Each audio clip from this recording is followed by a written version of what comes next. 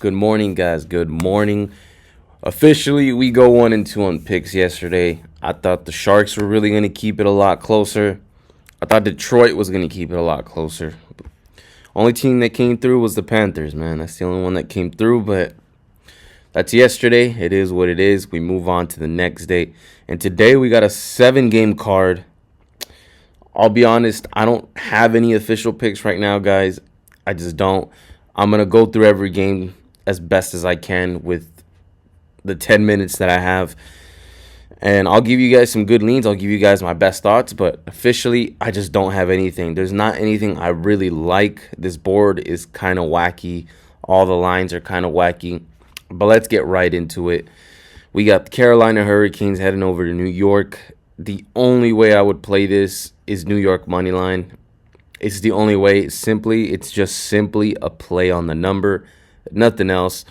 Carolina should win. They should win by margin. They should win convincingly. But I've seen these minus 230 favorites lose to teams just as bad as the Rangers. So can't look any other way besides that direction. So New York for plus 190. It's the only way I would look at it, to be honest. Nashville heading over to Washington. They just came off of an overtime loss to the Wild. So I'm not sure if they're gonna, might have dead legs coming in here, but I think the Capitals are gonna get this one done, and I think they do it convincingly. So I'm leaning towards Washington Capitals on the puck line. The minus 1.5 or plus 130, they should get the job done, and they should do it very convincingly, especially to a Nashville Predators team that is just coming off of an overtime loss. It's back to back. Pretty much a lot of momentum just got destroyed. So they're coming in here with no momentum. They're on a full rebuild type of thing. They got to rebuild that momentum, and I think the Capitals, no pun intended, should capitalize on that. So minus 1.5 on Washington. Then we got the Islanders and the Devils. Both of these teams are a little bit tricky right now. I could see why it's had to pick them. The Islanders, I do like the Islanders. They tend to win and lose in bunches, at least as of lately. So if they win one, they lose one. Win two, lose two. They just won on Tuesday. 2 days ago. They just won on Tuesday. An overtime win against the Penguins. Meanwhile, the Devils, the last time, we had them, they lost to Ottawa, and then they go on and lose to the Blue Jackets. So they're kind of in a little bit of a slump, mostly playing road games. Now they're playing this one at home. They're going to play, I think, one more at home, and then they go on another road trip. So been a little bit brutal for the Devils, man. It's hard to pick a side, but I think I'm going to go with the Islanders. They tend to win in bunches. Not just that. I think they're also playing a lot more convincing than the Devils are. So, but again, it's how to pick them for a reason. I hope you guys can kind of see why a lot of these are just leans. Why I don't really have anything official. So, but I'll take the New York Islanders. They've played well on the road the whole season, and they've been playing pretty good as of lately as well. So I'll take the Islanders for minus 112. And then we got the Senators heading over to Philadelphia. So the Senators have now dropped 2 back-to-back. I want to say that little run where they were just dominating and even dominating good teams. I think that little run is over. Philadelphia just snapped their losing streak, and now they're just barely slightly a home dog. Senators, kind of a slight favorite, at least compared to you would think that when they were winning a lot of those games, they'd be a bigger favorite. And now they have to go in there to Philadelphia, a Philadelphia that caught a little bit of momentum to win that. I just think it doesn't happen. So the only way I would play this, I would only be looking towards the Flyers' direction. Like I said, I think that Senators run, I think it was over. I think it's over. That was their best stretch of hockey. I'm not sure if we see another run from them for the rest of the season. Now I think it's going to be kind of them alternating wins and losses. So I'll look towards the Flyers. Again, not something I'm for sure about, but that's the only way I would look. Pittsburgh, Buffalo. Buffalo just happened to lose one not that long ago. I don't remember what exact day it was.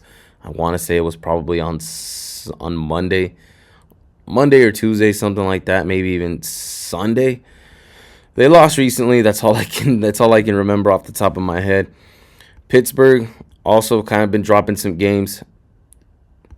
I would have to go with the wagon in Buffalo.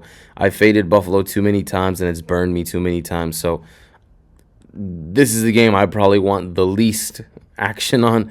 I probably want even less to do with this game.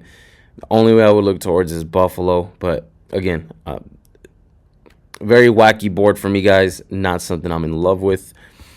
Now we got the Panthers and the Lightning. Panthers on a back-to-back, playing 2 nights in a row. They just got a very solid win in a shootout.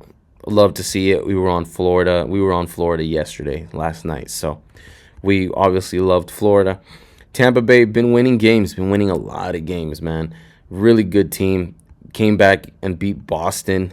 They were down the whole game, and then they managed to catch up and get the win. Impressive stuff by Tampa Bay. But this is Battle of Florida. Anything can happen. Stats and whatnot don't matter too much when it's rivalries like this. And I think this is just a crazy price to get with the Panthers.